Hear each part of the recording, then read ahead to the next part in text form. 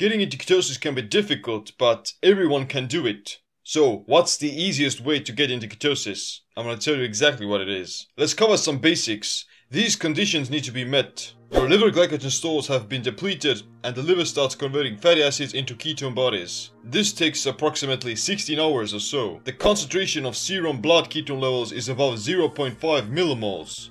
Optimally not higher than 3.0 millimoles.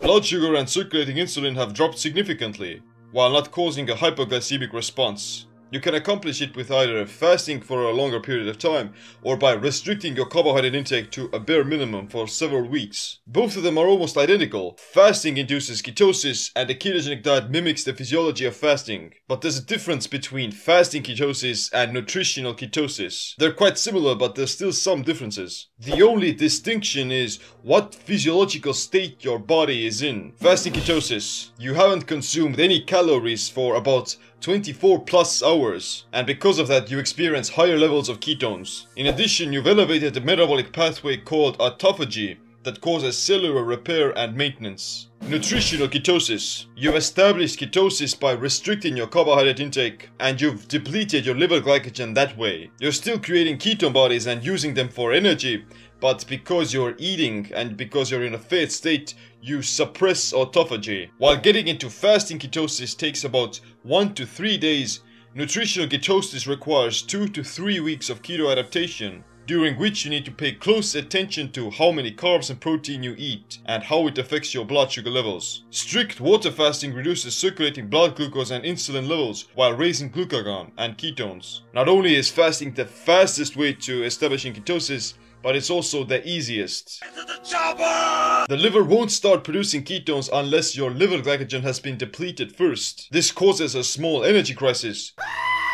But after about 3 days, your brain realizes that carbs are indeed run out and, it has to come up with another solution. The brain will then accept ketone bodies as energy and will derive 75% of its energy demands from ketones. Fasting has taken up this negative connotation in society and the medical community, although it's been practiced by dozens of cultures for thousands of years. In my opinion, it should be one of the foundational cornerstones of a healthy diet, or lack thereof. There's also a huge difference between fasting, caloric restriction, and starvation. Starvation. The body doesn't have access to essential nutrients and is slowly wasting away by cannibalizing its vital organs. It's a gradual process of degradation. Caloric restriction. You're consuming fewer calories needed to maintain your current energy demands. You're gonna burn some stored fat. However, the body tries to compensate for it by decreasing metabolic rate, down-regulating reproductive hormones, thyroid functioning, and increasing gluconeogenesis, especially if you're not keto adapted. This is basically starvation. You're still eating, but in fewer amounts, and thus you're still degrading. We must starve.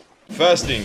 Despite not having consumed any calories, your body is still nourished. By shifting into ketosis, you'll be burning body fat for energy exclusively. Ketones are protein sparing and they give more energy to the brain, thus you preserve all of your vital organs and lean muscle tissue. Fasting doesn't equal starvation because once you shift into ketosis, you have access to your own body fat. With caloric restriction, this shift won't happen. You'll still remain in a fat state, but you're still malnourished, and your body basically thinks it's starving. We can't eat stomach food. You're actually better off by consuming no food at all, instead of feeding yourself in inadequate amounts. That's why people who experience malnutrition burn off their muscle, but they still have quite a lot of body fat on them. They're starving and they're not in ketosis. Therefore, they get skinny fat. This applies to both physical and mental aspects. I've done intermittent fasting for years and I've also done a few 3 to 5 day fasts over that time. And I must say that it's not difficult at all. Hunger becomes less of an issue the longer you fast. The more your body adapts to ketones,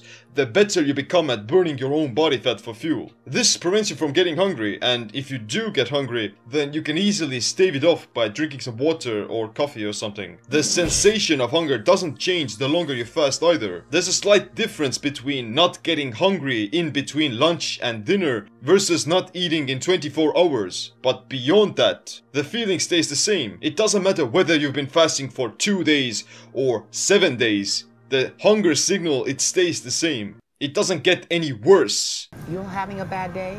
did you die?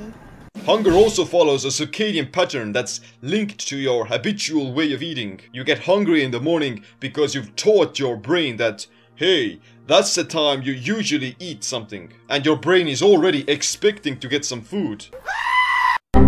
And that's why you get hungry in the morning. But did you die?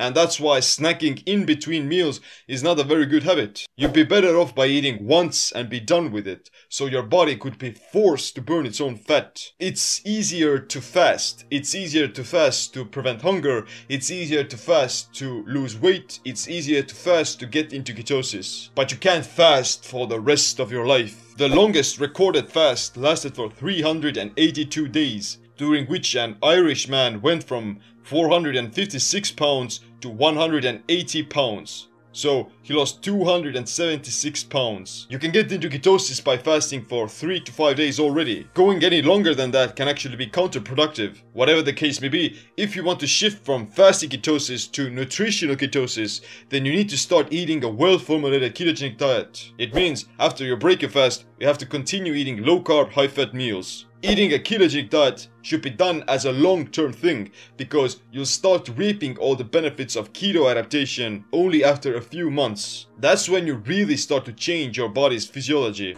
Limbus. One small bite is enough to fill the stomach of a grown man. If you're interested in starting the ketogenic diet, then get my free ebook Simple Keto. But I also have my Keto IF program and my Simple Keto video course, so check them out. Anyway, click the like, subscribe, notification bell as well. My name is Seem. Stay adapted, stay empowered. Sometime your heart start up again. Read a book.